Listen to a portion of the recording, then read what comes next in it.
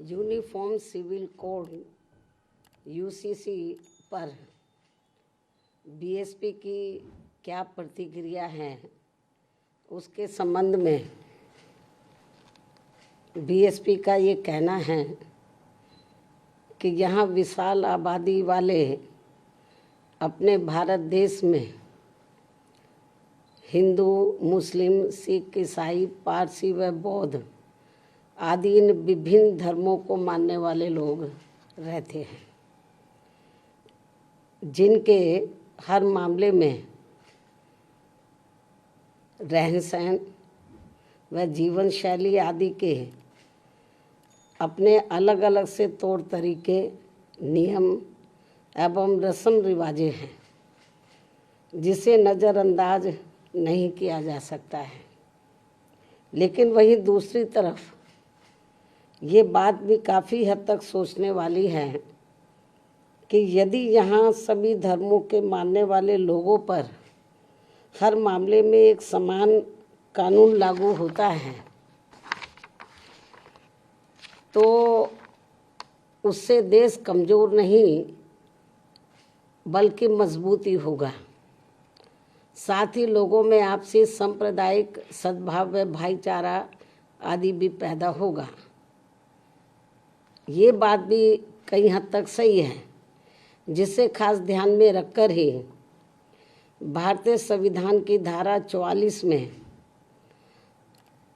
समान सिविल संहिता यानी कि यूनिफॉर्म सिविल कोड यूसीसी को बनाने पर प्रयास वर्णित है, उसका जिक्र किया गया है। लेकिन इसे जबरन थोपने का प्रावधान बाबा साहब डॉक्टर भीमराव अंबेडकर के संविधान में निहित नहीं है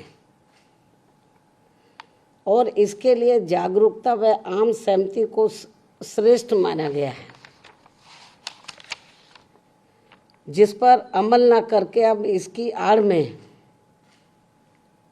संकीर्ण स्वार्थ की राजनीति करना देश हित में सही नहीं है, जो इस समय की जा रही है। क्योंकि संविधान की धारा 44 में तो समान सिविल संहिता बनाने का प्रयास तो वर्णित है, लेकिन इसे थोपने का नहीं। इसलिए इन सब बातों को खास ध्यान में रखकर ही तब फिर बीजेपी को देश में यूसीसी को लागू करने के लिए कोई कदम उठाना चाहिए था। इसके साथ ही यहाँ मैं ये भी कहना चाहूँगी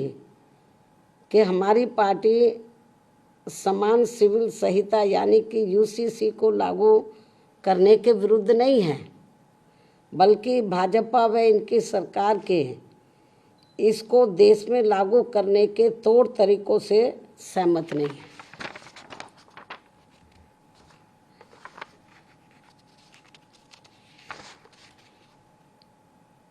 जिसमें सर्वधर्म हिताय व सर्वधर्म सुखाय की नहीं, बल्कि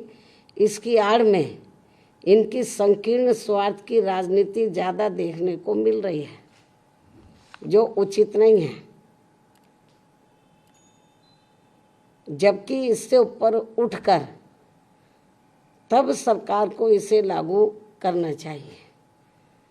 तथा ना ही इसमें कोई धार्मिक पक्षपात होना चाहिए। और यदि भाजपा सरकार ऐसा कुछ करती है तो तब फिर हमारी पार्टी इस मामले में अपना कोई सकारात्मक रुख अपनाएगी, वरना हमारी पार्टी इसका विरोध करेगी।